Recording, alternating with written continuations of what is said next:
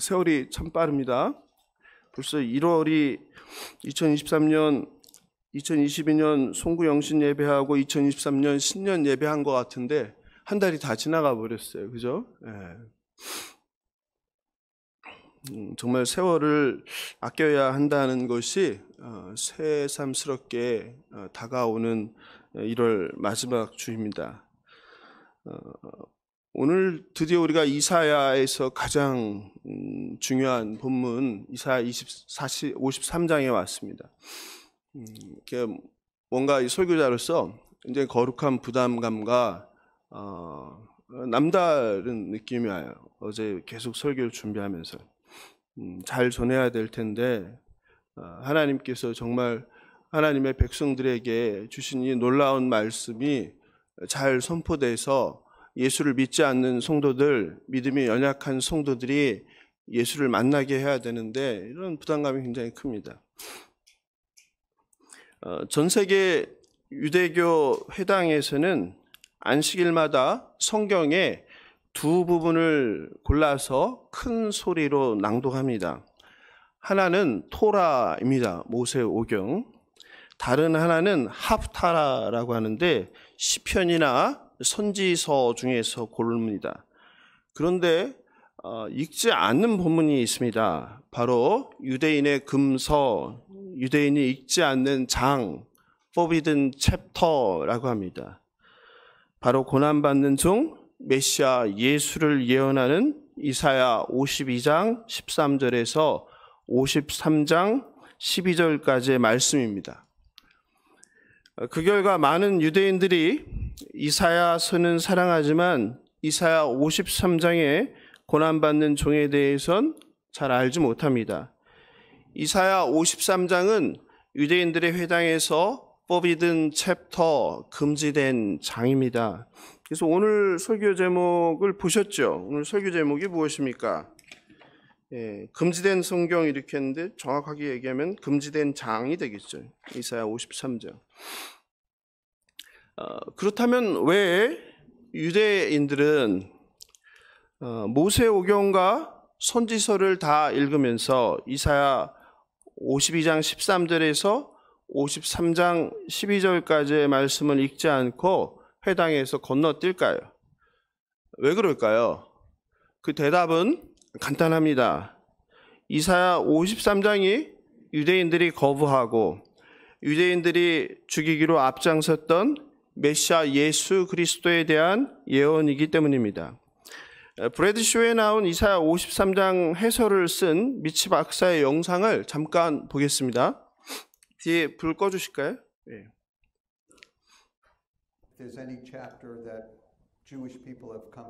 뒤에 불 좀 꺼주십시오. And I remember when I read it to my mother after I became a believer and she was not a believer. She had told me, you can read me anything in the Bible, but don't read the New Testament. I don't want to hear the New Testament. 볼륨을 좀 높여주세요. And I read her Isaiah 53. She said, I told you not to read the New Testament. I said, that was Isaiah 53. She said, I don't care what it was. It sounded like Jesus. And that's been the response of so many Jewish people, tens of thousands of Jewish people. Very important chapter. It's also an important chapter for Christians. Isaiah wrote 700 years before Jesus came, and he wrote so specifically about the death and resurrection of Jesus that I believe this little book, and of course the chapter, affirms the faith of Christians as well as makes the case for Jesus among the Jewish people. So this is a very important book. As to whether or not Jewish people do not read this chapter, that's not true. People think it's true because in the synagogue we have two sets of cyclical readings every week. We have the 52 portions of the Torah, which is read all the way through, and then we have the Haftorah. And the Haftorah is our portions of the prophets and the writings and the Psalms that the rabbis felt are thematically congruent with the Torah portions. Now, not everything can be put into the Haftorah portions, so one can argue that Jewish people, of course, have Isaiah 53 in their Bibles, in their Hebrew Bibles. They read it. But it's not part of the weekly readings in the synagogue. Now, the truth is, there is a skip from 52 to 54 in the readings. But around, somebody could say, oh, no, we didn't skip it. We just didn't mention it. Well, I think it was cut out. I do. I really do. I think it was cut out of the Haftorah readings because it was so obviously a messianic prophecy about the death of Jesus. And remember, Jewish people traditionally do not believe in a humble Messiah. They believe in an exalted Messiah who will be king and conquer instead of a humble Messiah who will be a servant and die. And so Jewish people don't want other Jewish people probably. 그렇죠. 유대인의 성경, 원래 히브리 성경은 타냐크라고 하죠.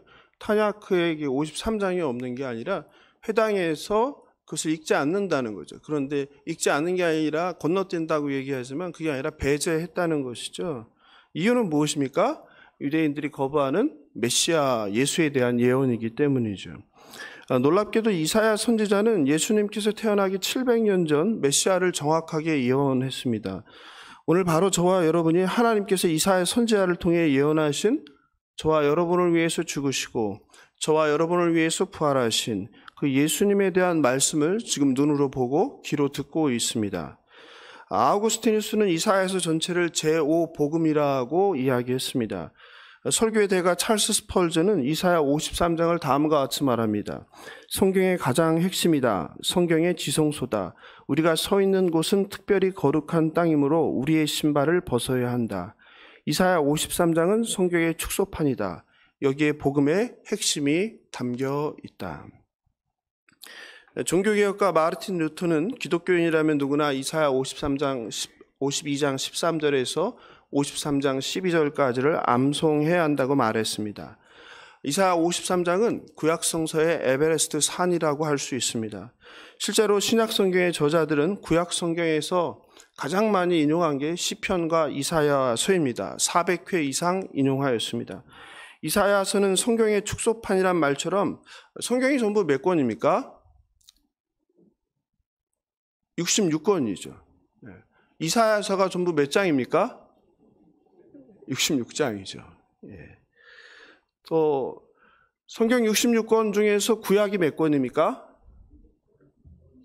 39권이죠. 신약이 몇 권입니까? 27권이죠. 이사야서 66장을 둘로 나누면 어디까지입니까? 39장까지이죠. 뭐랑 똑같습니까? 구약성서의 책 권수랑 같죠. 이사야서의 두 번째 파트가 전부 몇 권입니까? 27장이죠. 뭐와 똑같습니까? 신약 성경의 책과 동일하죠. 아셨어요? 아셨어요? 내용을 보면 이사야서의 전반부가 무엇에 관한 내용이었죠? 39장까지 하나님의 심판이었죠. 이사야서의 후반부는 어떤 내용이죠? 하나님의 치유와 회복이죠. 똑같죠.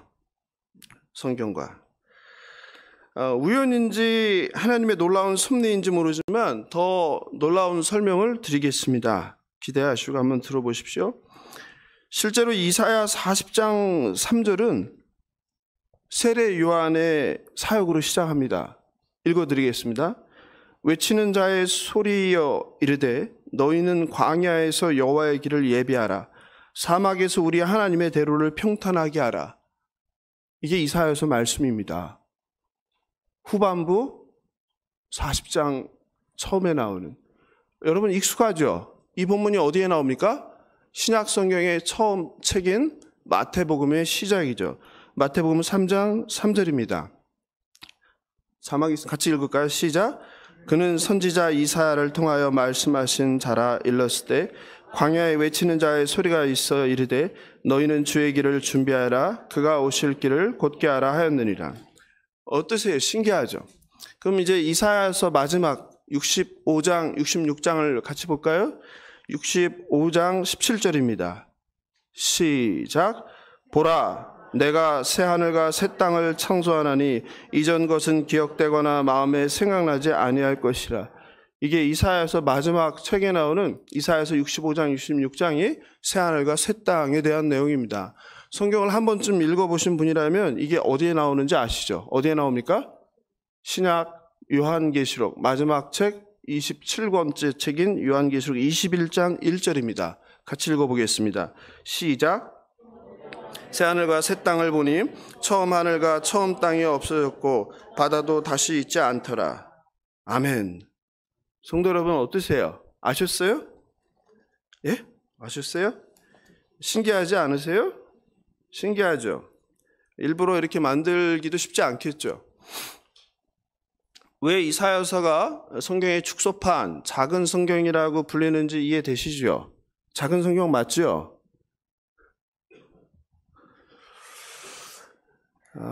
참 하나님의 책이 이렇게 놀랍습니다. 그래서 이사야서를 제5복음이라고 하는 거예요. 사복음이 뭐예요? 마태, 마가, 누가, 요한복음. 제5복음이 뭐라고요? 이사야. 이해되시죠? 그 이사야서 66장 중에서도 가장 중요한 본문 53장입니다. 여러분 뭔가 경외감이 들지 않으세요?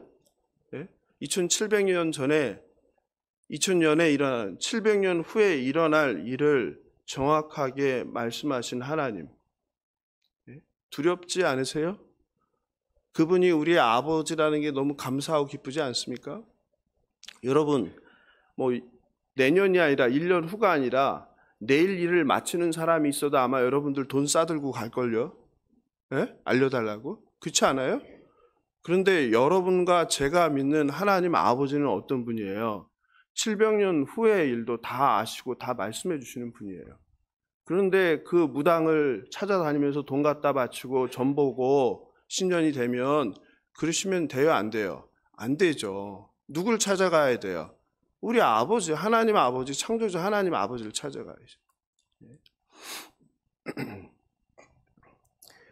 누가 갔다 오셨어요? 왜 갑자기 조용해지세요? 많이 갑니다. 많이 갑니다. 요즘은 또 전화로도 쉽게 할 수 있잖아요. 인터넷으로도. 직접 가는 거는 참 이렇게 큰 마음을 먹어야 되는데 전화는 간단하잖아요. 보는 사람이 없으니까 아는 사람이 없으니까. 인터넷으로 오늘의 운세 검색하는 거 뭐 마음에 찔리지도 않죠. 보는 사람이 없으니까. 그러면 안 된다는 거예요. 안 된다. 이사야 53장을 고난받는 종의 노래라고 합니다. 네 번째 종의 노래예요. 지난번에 말씀드렸지만 성경은 본래 장절의 구분이 있습니까? 없습니까? 장절의 구분이 없죠. 인쇄술이 발달하면서 성경책이 나오면서 뭐가 사람들의 필요에 따라서 장과 절이 생겼죠. 그러니까 장과 절을 나눈 것은 하나님이에요, 사람이에요? 사람이 한 거죠. 사람이 한 일이니까 장과 절이 정확해요, 정확하지 않아요? 정확하지 않을 가능성이 높죠. 오늘 이사야 53장도 좀 그런 아쉬움이 있어요. 이사야서를 53장 1절부터 나눴는데 사실은 내용상 보면 이사야서 고난받는 종의 노래는 53장 1절이 아니라 어디부터요? 52장 13절부터 나뉘어야 되겠죠. 거기서부터가 종의 노래가 되겠죠. 이사야서에는 전부 몇 개의 종의 노래가 나옵니까? 4개의 종의 노래가 나오죠. 우리가 다 살펴봤죠. 첫 번째 종의 노래는 42장 1절 9절이었죠. 42장 1절 9절에 나오는 그 종은 너무나 대단한 종이에요. 어떤 종이에요? 이 세상의 공의와 정의를 가져오는 종이에요. 그리고 감옥에 갇힌 눈먼 자들을 구해내는 종이에요. 얼마나 멋진 종입니까? 두 번째 종의 노래는 49장 1절 13절이었죠. 모든 이방에 구원을 베푸는 종이었죠. 그죠? 이방의 빛이 되는 종. 세 번째 종의 노래는 금요일 날 했죠. 못 보신 분들은 금요 기도회 보시면 됩니다. 50장 4절 11절이었죠. 그 금요기도에 참석한 분은 아시겠지만 우리가 기도할 때 학자의 혀를 달라고 그렇게 기도를 많이 하는데 똑똑한 사람일수록 저도 참 기도 많이 했어요. 늘 학자의 혀를 주셔서 제가 말을 능통하게 해달라고, 말을 논리 정연하게 해달라고, 상대방을 설득시켜달라고 했는데 학자가 우리가 아는 그런 학자가 아니라고 그랬죠. 어떤 학자는 누구라는 뜻이에요? 어떤 한 분야의 전문가, 지식의 도에 도달한 사람이 아니라 그냥 배우는 사람, 제자의 뜻이라고 그랬죠. 종이 세 번째 종은 어떻게 해요? 학자의 혀, 배우는 혀를 주셔서 그리고 하나님께서 길을 열어주셔서 말씀을 깨닫게 해주신다는 거죠. 그래서 그 깨달음으로 뭐 하는 거예요? 곤고한 자를 돕는 자, 이제 곤고한 자를 돕는다. 예? 근데 곤고한 자를 돕는데 칭찬을 받아요? 고난을 받아요? 고난을 당한다. 그래서 고난 당한 종이 이제 여기서부터 나오기 시작하는 거죠. 그래서 그 종이 곤고한 자를, 어려운 자를 돕다가 뭐로? 혀로 돕다가, 말로 돕다가 무슨 일을 당합니까? 수치를 당하고 매를 맞고 침뱉음을 당하죠. 그게 금요일 날 말씀이었죠. 그리고 이제 오늘 이제 마지막 네 번째, 이것은 뭐야? 고난의 절정이죠. 고난의 절정. 이 종은 자신의 잘못 때문이 아니라 다른 사람의 죄 때문에 고난을 당하는 거예요. 그죠? 그리고 속건제물이 되시죠. 기독교는, 저와 여러분이 믿는 이 기독교는, 이 개신교는 이 53장의 종을 누구라고 합니까? 2000년 전에 태어나신 예수 그리스도가 바로 이사야 53장이 말하는 종이다, 이렇게 얘기하는 거예요. 그런데 유대인들은 종을 누구로 이해하는 거예요? 제가 말씀드렸잖아요. 성경의 메시지는 누가 중요하다? 1차 독자가 중요하다. 당대에 처음 메시지를 받은 사람이 중요하다. 그럼 당대에 처음 메시지를 받은 남유다 백성들에게 이 종은 누구예요? 예? 누구를 의미해요? 그들은 예수를 알았어요? 몰랐어요? 몰랐죠. 그러니까 거부하는 거 아니에요. 그들에게 이 종이라는 것은 바벨론으로 포로로 끌려간 이스라엘 백성을 의미하는 거예요. 이해하시겠죠? 네?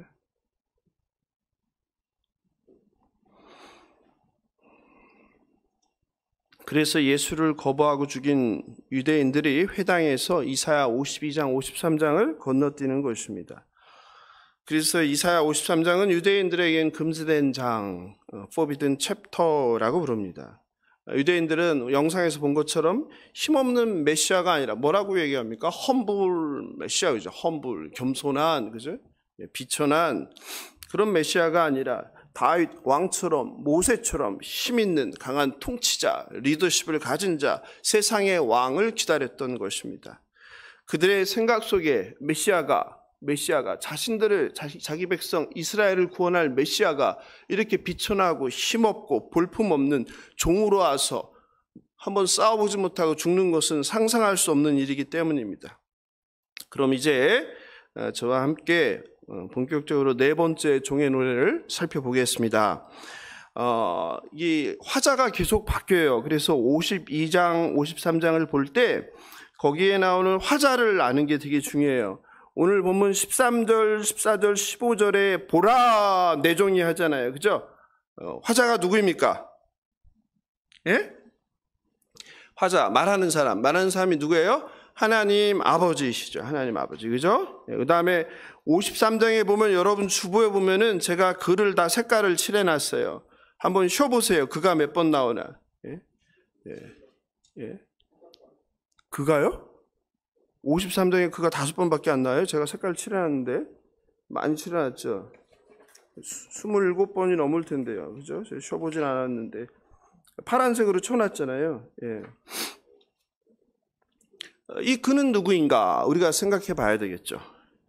그리고 또 봐야 될 것이 53장에 보면 우리가 나왔어요. 우리는 누구인가? 그죠? 우리는 누구인가? 이 봐야 되겠죠. 그죠? 그리고 뒤로 가서 이제 결론 부분이 되겠죠. 마지막 12절, 53장 12절에 내가 나오는데 내는 누구인가? 그죠? 예. 이거를 생각하지 않고 읽으면 헷갈릴 수밖에 없어요. 그래서 여러분들이 성경은 막 읽는 책이 아니에요. 자세히 읽으면서 동그라미 치고 밑줄 쳐가면서 무슨 의미인지 살펴보는 책이에요. 예. 뭐 어르신들은 뭐 힘드시겠지만 신앙생활 앞으로 많이 해야 되는 분들은, 어르신들은 예수 그리스도만 붙잡으면 되죠. 그러나 신앙생활 오래 하셔야 되는 분들은 이제 습관을 바뀌셔야 돼요. 성경을 그냥 일독한다고 막 후다닥 읽는 책이 아니에요. 한 줄, 한 단어 꼼꼼히 읽으면서 이게 무슨 뜻인가, 무슨 의미인가 살펴보셔야 돼요. 52장 13절을 보니까 보라 내 종이 했단 말이에요. 하나님이 얘기하는 거예요. 하나님께 보라는 무슨 말이에요? 보라. Listen to me 그랬잖아요. 어텐션 하잖아요. 뭐예요? 주목을 시키는 거죠. 여기를 보세요. 여기를 보세요. 여기를 보세요. 보라, 이거 보라. 주의를 환기시키는 거죠. 네? 뭔가 바뀌는 거죠. 여러분 좋아하시는 형통하다 나오죠? 성경에 나오는 형통하다가 무슨 뜻이라고 그랬어요? 예? 형통하다가 내가 원하는 대로 소원을 성취하고 일이 잘 되는 거, 그래서 여러분이 좋아하고 그 찬양을 그렇게 좋아하는 거잖아요. 잘못된 번역이라고 제가 말씀드렸죠? 예, 금요 기도회 때 말씀드렸는지. 형통은 여기서 야스킬이라는 히브리어인데 지혜롭게 행하다 이런 뜻이에요. 지혜롭게 행하다. 아시겠죠? 예, 참 이게 번역을 그래서 잘 해놔야 돼요. 그러니까 우리 신앙을 왜곡시키는 거예요. 예.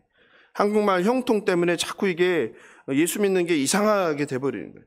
모든 일이 원하는 대로 술술 풀린다. 이게 오독이에요. 그런 뜻이 아니라 지혜롭게 행하다. 그리고 하나님께서 종이 지극히 존귀하게 된다고 선포하시는 거예요. 그러니까 종의 노래가 고난받는 종인데 그 시작과 끝이 동일해요. 시작과 끝이 다 어떻게 해요? 동일한 거. 이걸 뭐라고 해야죠? 국어에서 숨이 쌍관이라고 그랬죠. 영어에서는 샌드위치 구조라고 그래요. 샌드위치에 양쪽에 빵이 있고 안에 속이 있잖아요. 양쪽에서 싸고 있다. 마찬가지로 너무 놀랍게, 그러니까 이 사연은 대단한 거예요. 52장 13절 그리고 53장 12절이 똑같이 종이 어떻게 된다? 존귀하게 된다. 숨이 쌍관을 이루고 있다 이런 말이죠. 그죠? 53장 12절도 가보세요. 어떻게 돼 있어요? 내가 그에게 존귀한 자와 함께 몫을 받게 하며 나오죠. 존귀하게 높인다는 거예요. 종을. 그죠? 종의 노래의 시작과 끝에서 하나님께서 종을 높이는 구조예요. 그런데 그 사이에 속은 뭐예요? 전혀 다른 게 들어가 있는 거죠. 속은. 그죠? 14절에선 뭐가 나옵니까? 상처 입은 종의 모습이 나오고 있죠. 14절 같이 읽어볼까요? 시작. 전에는 그의 모양이 타인보다 상하였고 그의 모습이 사람들보다 상하였으므로 많은 사람이 그에 대해 놀랐거니와. 종의 모습을 보고 사람들이 놀라요. 왜요? 종이 어때요? 어떤 모습이에요? 피투성이인 거예요. 상할 대로 상한 거예요. 여기서 타인보다 상하다는 어떤 표현이냐면은 세상의 그 누구보다도 세상의 그 어떤 상한 사람보다 더 상했다, 더 다쳤다, 더 비참하다, 더 보기 힘들다 이런 이야기예요.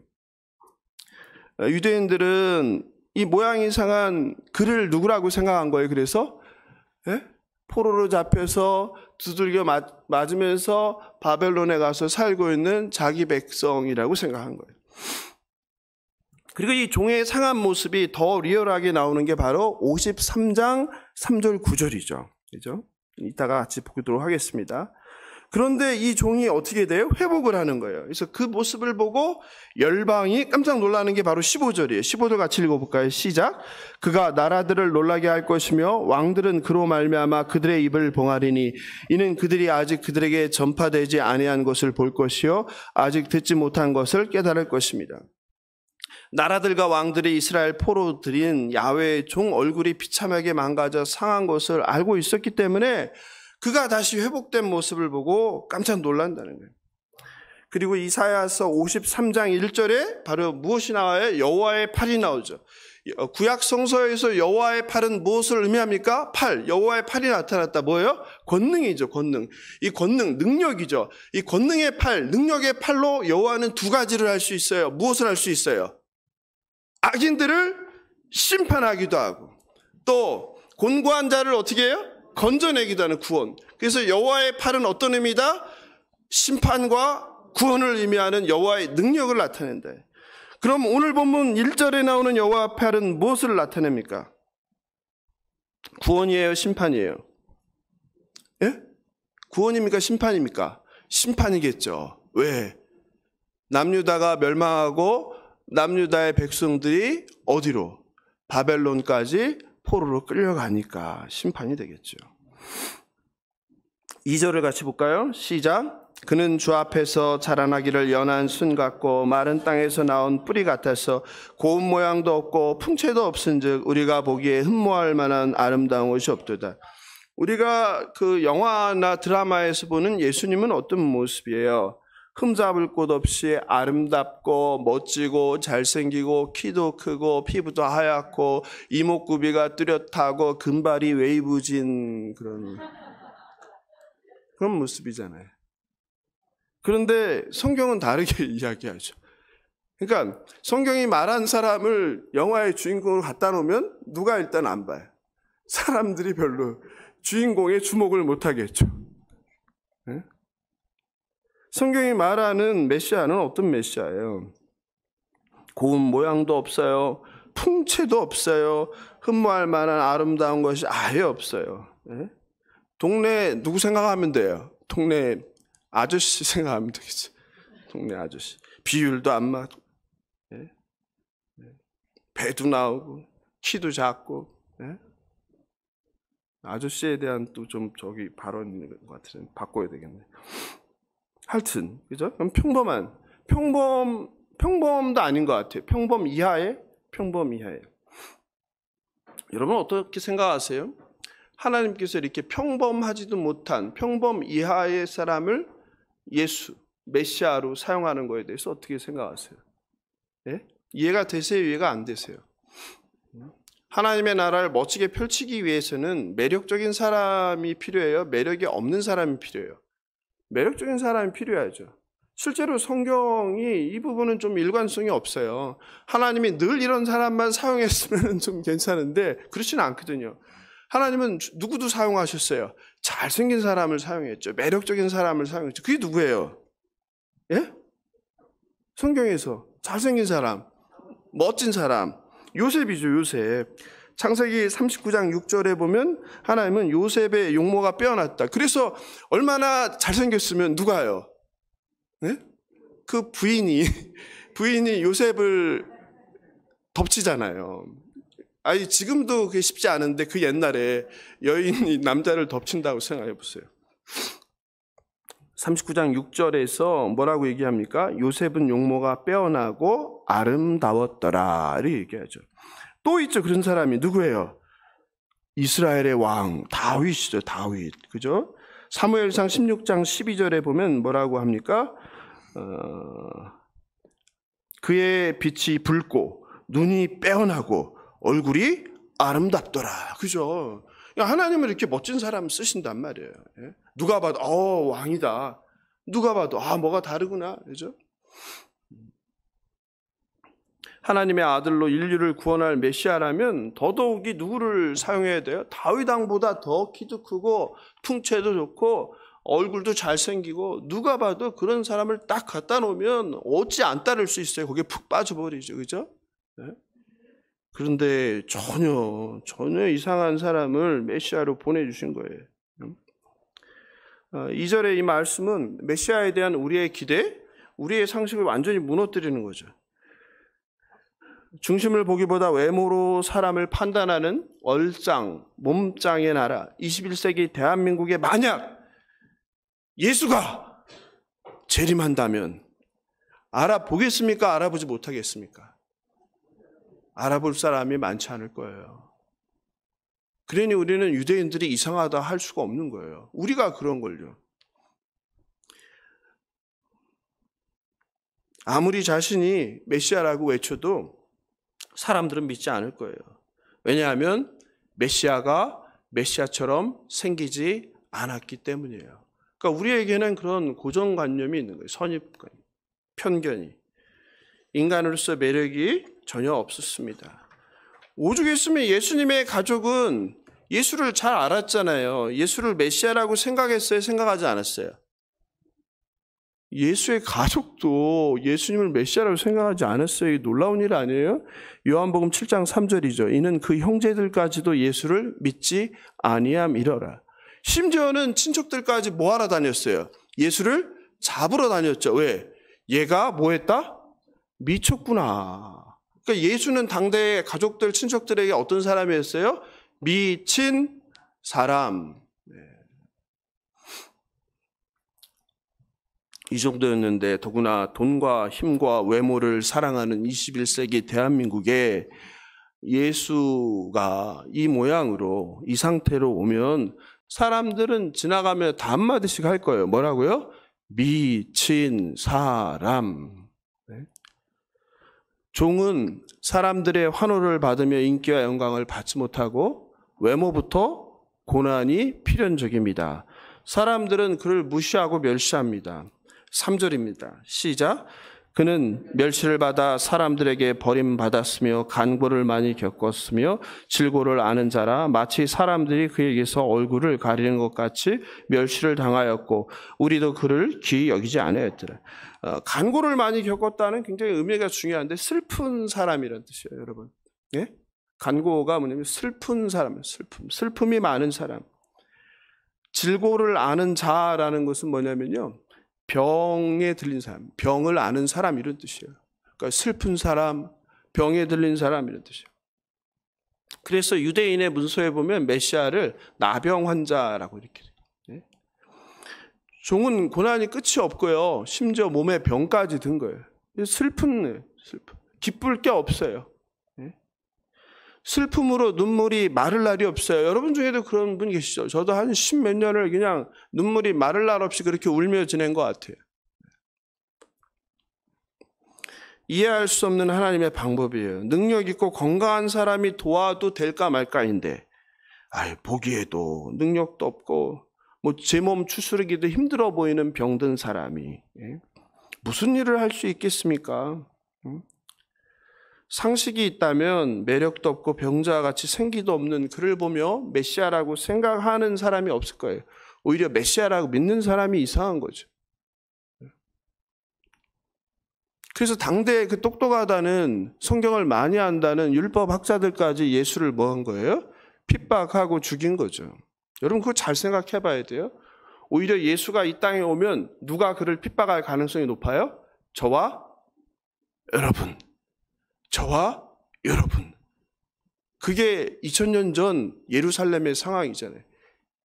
예수를 죽인 자들이 예수를, 성경을 모르는 자가 아니라니까요. 바리새인들 아니에요? 서기관들 아니에요? 율법 학자들이잖아요. 심각한 문제죠. 예수님 오셔도 걱정이에요, 그죠? 예. 사랑하는 성도 여러분, 하나님의 일하는 방식은 굉장히 달라요. 가난한 사람을 통하여 누구를요? 부유한 자를, 그죠? 힘없는 자를 통하여 누구를요? 힘 있는 자를. 못 배운 자를 통하여 누구를요? 배운 자를. 부끄럽게 하는 게 이게 하나님의 방법 아니에요? 왜 그렇게 하시는 거예요? 아니, 힘 있는 자가, 권력이 있는 자가, 높은 자가, 부유한 자가, 많이 배운 자가 뭔가를 하면 그게 대단해요? 당연해요? 당연하게 여겨지죠. 그러니까 하나님이 한 건지 그 사람이 한 건지 알 수가 없죠. 그러나 힘이 없어요? 가난해요? 배우지도 못했어요? 병까지 들었어요? 이런 자가 했을 때 어떻게 저 사람이 저걸 할 수 있지? 저건 저 사람이 한 게 아니야. 누가 한 거야? 저 사람이 믿는 하나님이 한 거야. 이렇게 하나님을 보게 되잖아요. 그러니 하나님 그렇게 일하시는 거죠. 사랑하는 성도 여러분, 그래서 거기에 희망이 있는 거예요. 소망이 있는 거예요. 내가 비록 가난하고, 내가 비록 힘이 들고, 힘이 없고, 내가 비록 나이가 많고, 내가 능력이 없고, 내가 못 배우고, 내가 몸이 아프지만 일하시는 분은 누군 거예요? 내가 아니라 내 안에 있는 그리스도요, 내가 믿는 하나님 아버지가 일하기 때문에 저와 여러분에게 뭐가 있어요? 소망이 있는 겁니다. 이게 기독교예요. 여러분, 기독교는요, 내가 성공해서 복음을 전하고 이런 거 아니에요. 이건 힘의 종교죠. 여러분, 그러니 주눅 들지 마세요. 나를 보고 누가 예수를 믿을까? 천만에요. 네? 여러분을 보고 예수를 믿게 되는 거예요. 어떻게 살면요? 여러분이 가난하지만 가난하지 않은 것처럼, 여러분이 몸이 아프지만 몸이 아프지 않은 것처럼, 여러분이 나이가 많지만 나이가 많지 않은 것처럼 살아가는 그 모습, 누가 봐도 힘든 삶인데, 버티기 힘든 삶인데 아무렇지 않게 곤고한 삶 가운데 기쁘고 감사하게 하루하루 성실하게 살아가는 모습을 보면서 저 사람이 뭐가 다르구나, 예수를 만나는 거예요. 사랑하는 성도 여러분, 그게 예수님께서 마태복음 5장 7장 산상수훈에서 말한 팔복이에요. 여러분, 팔복을 붙잡으십시오. 진짜 복은 팔복이에요. 세상의 부경어가 복이 아닙니다. 예수 믿는 저와 여러분에게. 제발 그러니 그 복타령 내려놓으세요. 아직도 복복복 하시는 분들 계신데 제발 내려놓으세요. 하나님께서 말씀하시는 복은 팔복이에요. 팔복. 한번 팔복을 읽어보세요. 누가 복되다고 하나. 바라옵기는 세상 복이 아니라 하늘의 복, 팔복을 사모하고 하늘의 복을 받으시는 저와 여러분 되시길 주님의 이름으로 축원합니다. 4절의 실로는 히브리어로 아켄이란 단어인데요. 이건 부사예요. 이전과 이후를 대조합니다. 우리말로 하면 그러나 정도로 해석하면 괜찮을 것 같아요. 그럼 한번 다시 번역해 볼까요? 그러나 그는 우리의 질고를 지고 우리의 슬픔을 당하였거늘 우리는 생각하기를 그는 징벌을 받아 하나님께 맞으며 고난을 당한다 하였노라. 그의 고난은 그의 죄가 아니라 우리의 죄의 결과라는 거죠. 실제로 메시아 예수는 하나님의 아들로 죄가 없으신 분이죠. 죄인이 죄인의 죄를 담당할 수 있습니까? 없습니까? 없지요. 바로 그거예요. 그래서 예수가 메시아임을 예언하는 가장 대표적인 본문이 바로 5절, 6절 우리가 많이 외우는 본문이죠. 같이 한번 외워볼까요? 그가 찔림은 우리의 허물 때문이요 그가 상함은 우리의 죄악 때문이라. 그가 징계를 받음으로 우리는 평화를 누리고 그가 채찍에 맞음으로 우리는 나음을 받았도다. 우리는 다 양 같아서 그릇 행하여 각기 제 길로 갔거늘 여호와께서는 우리 모두의 죄악을 그에게 담당시키셨도다. 이 복음이죠, 복음. 메시아가 찔리고 상한 것이 다 우리의 죄 때문이라는 거예요. 종이 찔리고 상처를 당해서 우리는 어떻게 돼요? 평화를 누리는 거예요. 예수께서 고초를 당해서 우리가 평화를 누리고 예수께서 채찍에 맞음으로 칼에 찔림으로 창에 찔림으로 우리가 나음을 입게 되는 거예요. 이 복음이죠. 그리고 하나님께서는 제멋대로 살며 범죄한 우리의 모든 죄를 무죄하신 아들 예수께 담당시키는데 그게 6절에 나오는 여호와께서 우리 모두의 죄악을 그에게 담당시키셨도다. 여러분 이거 붙드세요. 예수를 못 믿는 사람들이 이걸 못 믿는 거예요. 어떻게 내 죄를 남이 담당하냐 이거예요. 이게 하나님께서 하신 일이에요. 세상에 어떤 인간도 스스로 의로울 수 없는 거예요. 우리 기독교와 다른 종교들은 다 수행하는 거잖아요. 고행. 뭐 하는 거예요? 스스로 고행을 통해서 그 경제에 도달하는 걸 열반이라고 하는 거 아니에요? 근데 절대 그럴 수 없습니다. 겉보기에 흠없이 완벽해 보이는 존경할 만한 사람이 있을 수 있습니다. 우리 지난주에 영상으로 함께한 어른 김장아 보셨잖아요. 그분의 그 삶을 보면서 어떤 생각이 들어요? 너무 존경스럽죠. 너무 닮고 싶죠. 그런데 어쩔 수가 없어요? 닮을 수가 없는 사람이구나. 저는 그걸 느꼈어요. 닮고 싶은데 나로서는 닮을 수가 없는 사람이구나. 그런데요, 그분에게도 문제가 있어요. 어떤 문제가 있어요? 그렇게 자기 절제를 하면서 평생을 남을 위해서 헌신적인 삶을 살고 시대를 앞선 가치관과 세계관을 가지고 많은 일들을 벌였지만 그분은 무엇을 할 수 없어요? 자신의 마음까지 그렇게 할 수는 없는 거죠. 그렇잖아요. 욕하는 사람들 있잖아요. 그 욕을 하는 사람의 그 전화를 무수히 받으면서 무슨 생각이 들었겠어요? 네? 말은 똑같이 대응하지 못했지만 인간적인 생각을 했겠죠.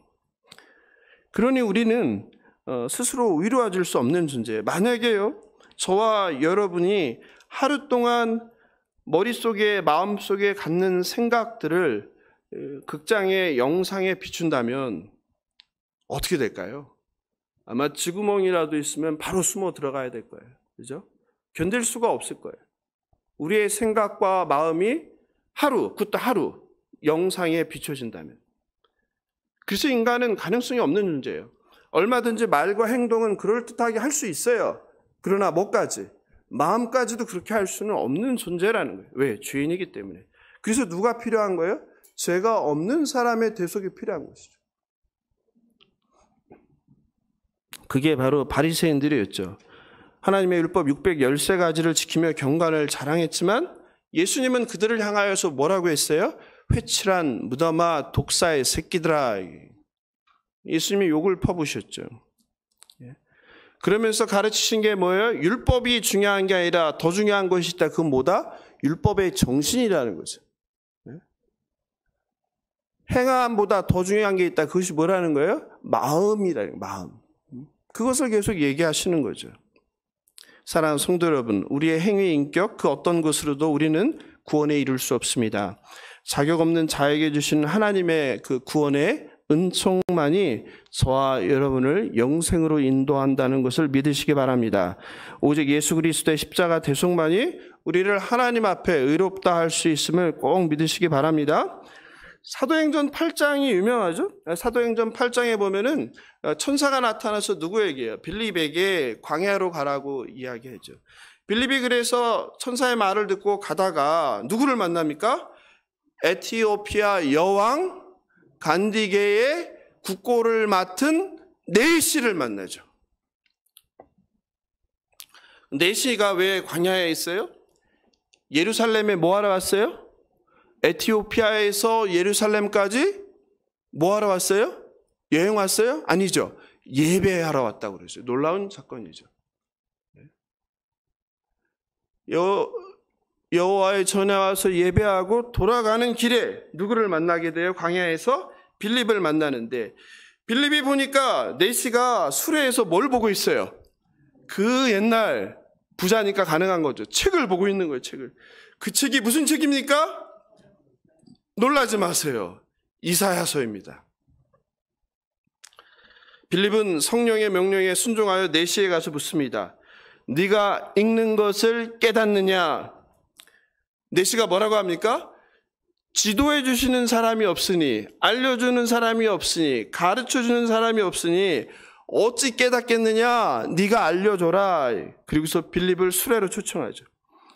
그때 빌립이 본 이사야서 몇 절입니까 그게? 예, 바로 오늘 본문 53장 7절이에요. 여러분 놀랍죠? 같이 한번 읽어보겠습니다. 7절. 그가 곤욕을 당하여 괴로울 때에도 그의 입을 열지 아니하였으며 마치 도수장으로 끌려가는 어린 양과 털 깎는 자 앞에서 잠잠한 양같이 그의 입을 열지 아니하였도다. 아멘. 이 본문이에요. 이 본문. 그런데 사도행전 8장 32절 33절을 같이 다시 한번 읽어볼까요? 있나요? 자막? 예, 같이 읽어보겠습니다. 시작. 읽는 성경 구절은 이것이니 일러스되 그가 도살자에게로 가는 양과 같이 끌려갔고 털 깎는 자 앞에 있는 어린 양이 조용함과 같이 그의 입을 열지 아니하였도다. 그가 굴욕을 당했을 때 공정한 재판도 받지 못하였으니 누가 그의 세대를 말하리요? 그의 생명이 땅에서 빼앗김이로다 하였거늘. 다 나오죠. 이사야서 본문이죠. 네시가 빌립에게 물어요. 이 말에 여기 그가 누구냐 이거죠. 선지자가 말한 것이 누구냐? 이사야 선지자가 말한 그가 누구냐? 여러분 그러면 그 답이 여기 있는 거예요. 그러니까 유대인들이 그를 그래서 모르는 거예요. 신약 성경을 모르니까요. 빌립이 입을 열어 예수를 가르쳐 복음을 전하고, 그가 누구라는 거예요? 메시아 예수 그리스도라는 거죠. 네시가 그걸 듣고 깨달아서 무엇을 합니까? 물가로 가서 침례를 받죠. 신약 성경은 그가 메시아 예수라고 말합니다. 이게 이사야 53장의 복음인 이유입니다. 그리고 8절은 이사야 53장에서 가장 중요합니다. 왜냐하면 실제로 이사야 53장의 종이 이스라엘 백성이 아니라는 결정적인 증거가 여기 나오기 때문입니다. 여러분 성경 읽어보시면 아시겠지만요, 이 종은 굉장히 다양하게 해석해요. 이스라엘 백성, 선지자, 모세, 다윗, 이사야, 히스기야, 이렇게 다양하게 얘기해요. 그런데 이 8절만큼은 종을 다른 사람으로 할 수가 없는 거예요. 한번 같이 보겠습니다. 그는 곤욕과 신문을 당하고 끌려갔으나 그 세대 중에 누가 생각하기를 그가 살아있는 자들의 땅에서 끊어지면 마땅히 형벌받을 내 백성의 허물 때문이라 하였으리요. 그가 나오고 내 백성이 나온단 말이에요. 그죠? 그래서 대부분의 신학자들과 유대인은 8절에서 그를 이스라엘 백성이라고 해석을 해요. 예루살렘에서 1200km 떨어진 바벨론으로 끌려가는 이스라엘 백성들이 이제 땅에서 끊어져 후손을 기대할 수 없다는 의미로 해석하는 거예요. 집중해서 한번 본문을 좀 자세히 살펴보겠습니다. 그가 곤욕과 신문을 당하고 끊어지면 마땅히 형벌받을 내 백성의 허물 때문이라고 했는데, 그래서 내 백성은 누구입니까? 하나님이 내 백성 하는 건 누구예요? 이스라엘이죠. 이스라엘. 그죠? 그럼 만약 그를 유대인들이나 신학자들이 해석하는 이스라엘로 해석을 하면 이렇게 되죠. 이스라엘 백성이 땅에서 끊어짐은 이스라엘 백성의 허물 때문이라고 하는 거예요. 말이 안 되는 거죠. 왜냐하면 8절에서 고난당한 종인 그와 이스라엘 백성은 같아요, 달라요? 다르죠. 동일하지가 않은 거예요. 근데 그를 이스라엘로 하면 이스라엘 백성과 이게 겹치게 되는 거죠.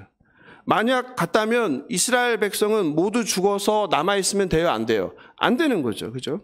그러므로 8절은 이스라엘 백성들이 허물로 형벌을 받아야 마땅한데 그 누구예요? 예수 그리스도, 주님의 종인 예수 그리스도의 고통을 통해서, 고난을 통해서 이스라엘 백성들이 은혜를 입는다, 이런 뜻인 거예요. 사랑하는 성도 여러분, 그렇다면 여기서 본문에서 말하는 그는 누구입니까? 이스라엘 백성입니까? 아니면은 예수 그리스도입니까? 예수 그리스도이죠. 여러분 꼭 기억하시기 바랍니다. 그리고 이제 마지막 이제 9절인데요. 9절에 보니까 참 이상한 표현이 나와요. 한번 볼까요? 그의 무덤이 악인들과 함께 있었으며 그가 죽은 후에 부자와 함께 있었도다. 그가 뭐 하지 않았어요? 강포를 행하지 아니었고 거짓말을 하지 않았어요. 여러분, 그럼 삶을 이렇게 살았으면은 어떤 사람들과 같이 있어야 돼요? 무덤이 의인들과 있어야 되겠죠. 그죠? 그리고 누구랑? 평생 함께 했던 사람들, 누구예요? 고아, 과부와 나그네, 병든 자들, 이들과 함께 있어야 되는데 부자가 있었다는 거예요. 부자는 부정적인 의미거든요, 성경에서.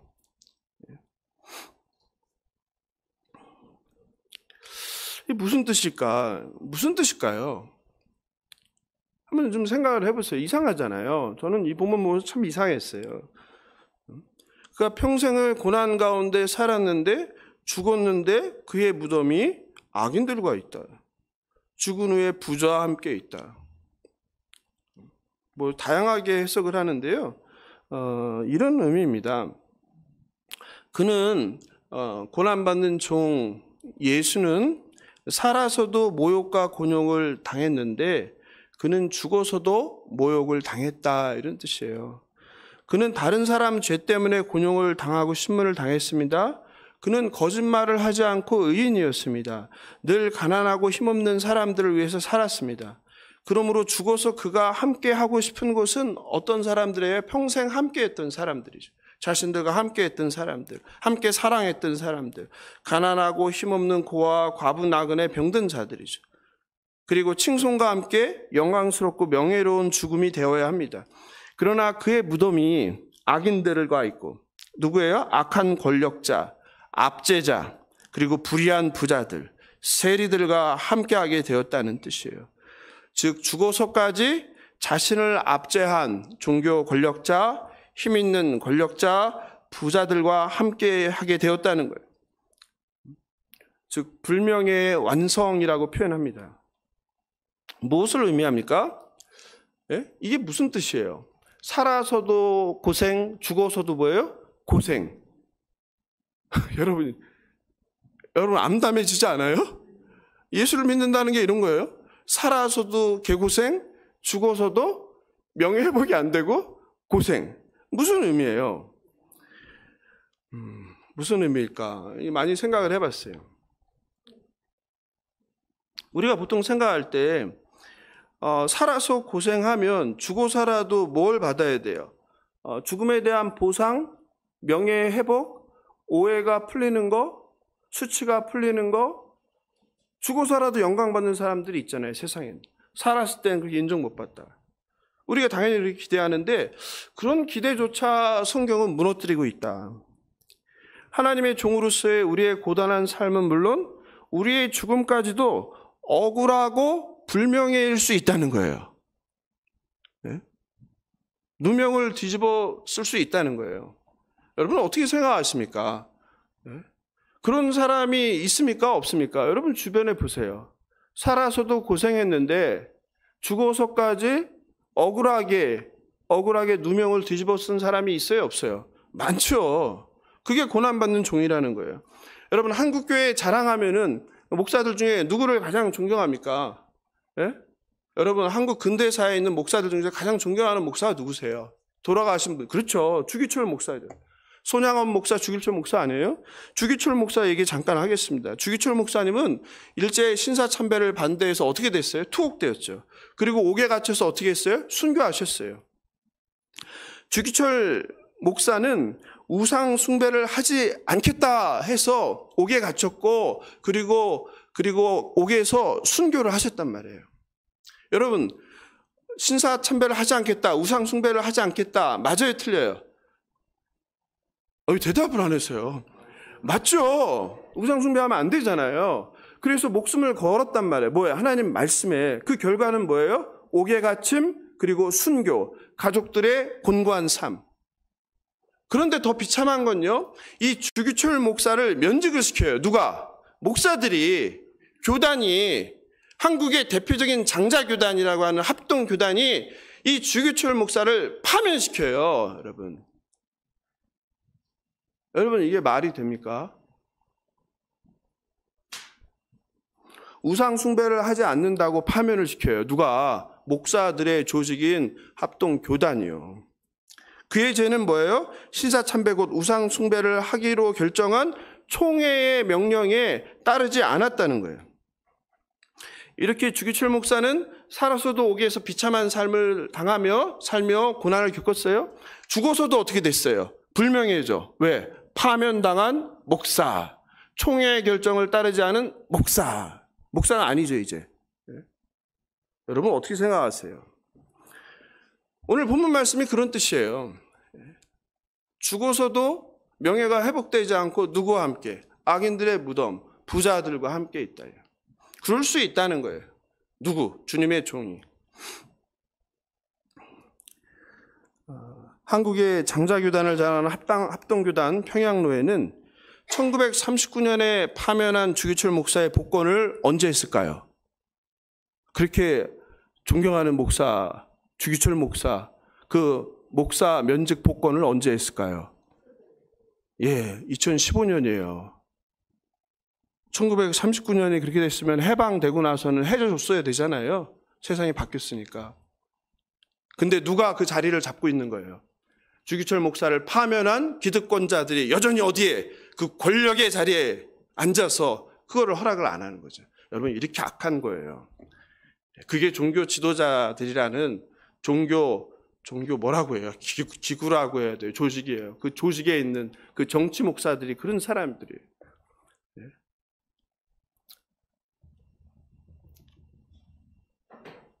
이게 한국 교단의 실체입니다.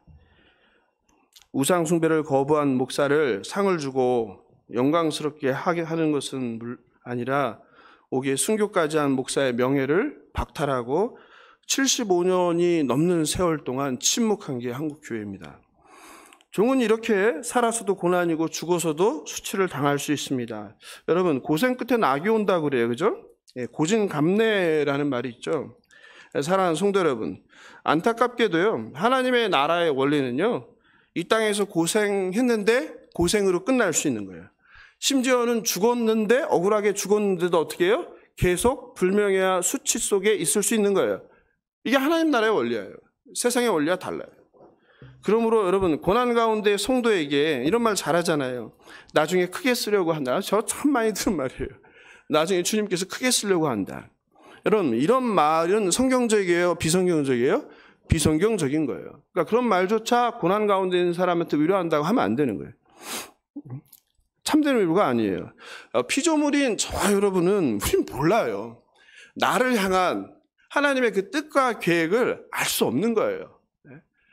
내가 순종했는데 복을 주기도 하지만 날 순종했는데 계속 고난이 계속되기도 하는 거예요.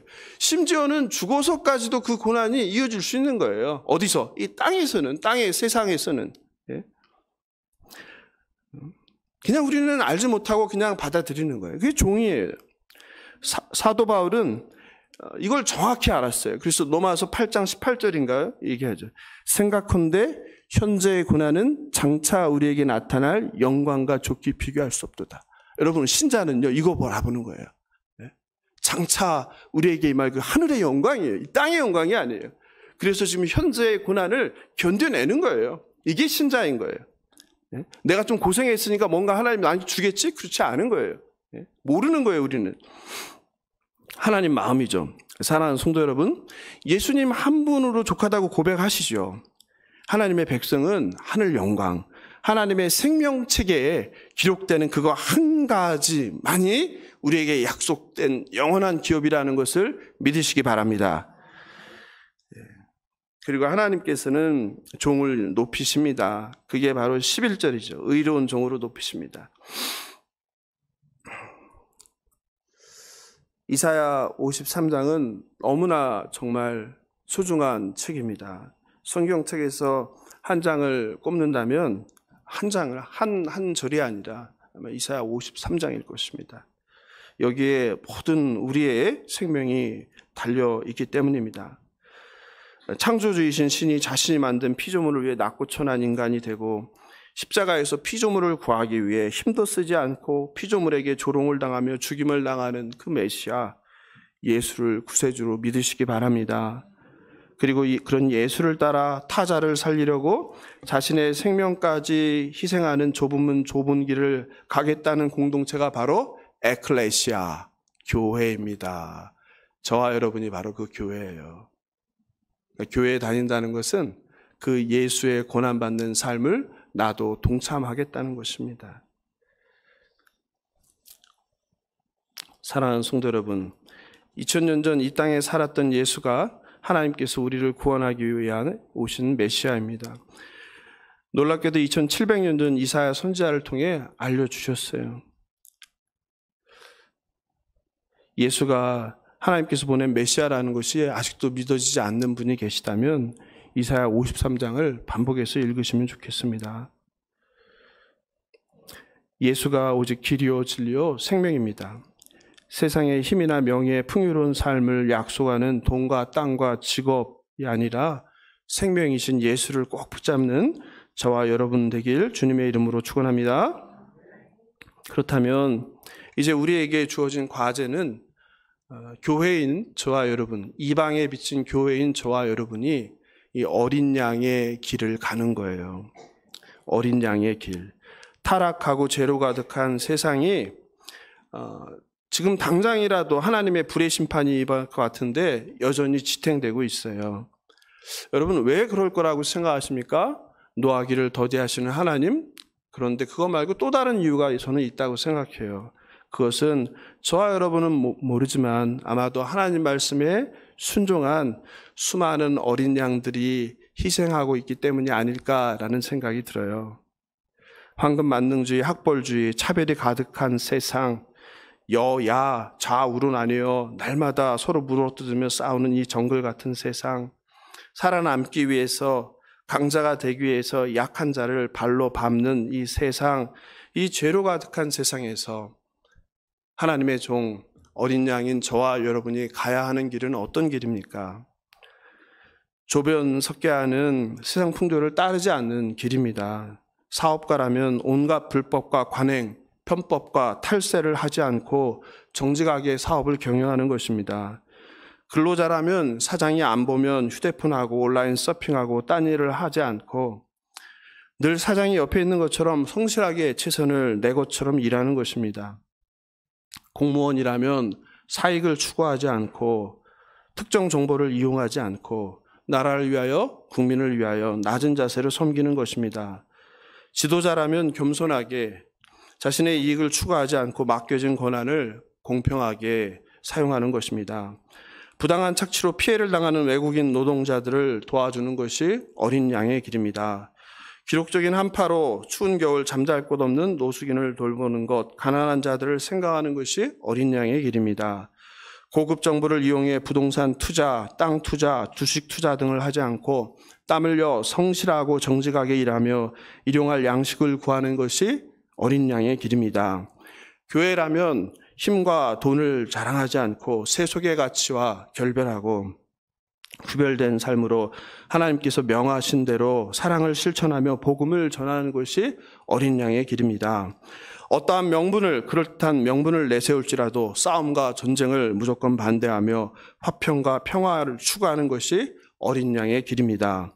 피조세계의 대리 통치자로서 하나님 창조한 세상을 인간의 이익과 편리만을 위해 파괴하지 않고 잘 보호하고 다스리는 것이 어린 양의 길입니다.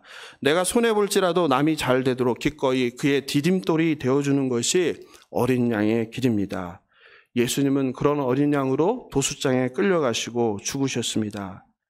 예수님께서 하나님의 명령에 순종할 십자가의 죽음의 고난이 있었기에 부활의 영광과 승기의 영광이 있게 되었습니다. 우리 신앙이란 십자가란 고난 없이 부활의 영광은 있을 수 없다는 것을 꼭 기억하시기 바랍니다. 장차 다가올 영광을 위하여 마주한 어린 양의 고난의 길을 기꺼이 감수하며 어린 양의 그 길, 고난의 길을 나아가는 저와 여러분 되길 주님의 이름으로 축원합니다. 말씀을 마무리합니다. 제가 늘 기억하는 선교사님이 계신데요. 영국인 선교사 찰스 토마스 스터드예요. 그가 한 말을 저는 늘 기억해요. 예수 그리스도가 하나님이시고 그분이 나를 위해 죽으셨다면 내가 그분을 위해 하는 어떤 희생도 크다고 할 수 없다. 스터드 선교사는 영국 최우수 크라켓 선수로 명문 집안 출신이에요. 부모님께 받은 재산을 전부 선교 단체에 후원합니다. 헌금합니다. 그리고 중국에서 선교사로 사역하다가 1908년에 길을 가다가 벽보를 보게 돼요. 식인종은 선교사를 원한다. 여러분, 식인종은 선교사를 원한다. 그 벽보를 보고 2년 후 아프리카 콩고로 떠납니다. 그리고 죽는 그날까지, 주님 부르시는 그날까지 콩고에서 아프리카 백성들을 돌봤습니다. 그가 1931년 71세로 죽을 때 그 장례식장에 7,000명의 아프리카인이 몰려왔습니다. 스터드 선교사는 이런 말도 남겼어요. 오직 한 번뿐인 인생 속히 지나가리라. 오직 그리스도를 위해 한 일만이 영원하리라. 아멘. 사랑하는 성도 여러분, 여러분은 지금 어디에 서 계십니까? 여러분은 오직 한 번뿐인 인생 무엇을 위해 사십니까? 그리고 지금 어디를 향해 걸어가고 계십니까? 하나님께서 감사하게도 이방인인 저와 여러분에게 이사야 53장을 주셨습니다. 예수를 믿으시고 구원받으시기 바랍니다. 예수를 만나셨다면 제대로 믿으시기 바랍니다. 여전히 기복신앙, 번영신학에 사로잡혀서 하나님의 말씀이 무엇인지도 모르고 여전히 세상 것을 탐하고 있다면, 욕망대로 살고 있다면 이 시간 회개하시기 바랍니다. 더 늦기 전에 돌이키시기 바랍니다. 그리고 정말 예수가 구원자임을 믿으신다면 망설이지 마시고 사랑하는 가족, 친구, 친척, 이웃, 직장 동료들에게 예수를 전하십시오. 입으로 그리고 삶으로. 이 세상에 주 예수보다 더 귀한 것은 아무것도 없습니다. 나를 위한 삶은 결국 내가 죽으면 다 사라집니다. 그 많은 재산 있어도 가져가지 못합니다. 단 한 푼도. 오직 그리스도를 위한 일만이 영원합니다. 그분의 삶을 배우고 본받길 바랍니다. 그분의 등만 바라보고 그분의 발자국을 따라가시기 바랍니다. 그 길만이 저와 여러분을 영원한 나라, 빛으로, 생명으로 인도할 것입니다. 오늘 이 시간 하나님께서 저와 여러분을 그 거룩한 길, 어른 양의 길로 초대합니다. 그 거룩한 부르심에 아멘으로 결단하고 순종하는 저와 여러분 되길 주님의 이름으로 축원합니다. 오늘 말씀 생각하면서 찬송가 94장 주 예수보다 더 귀한 것은 없네 부르시겠습니다.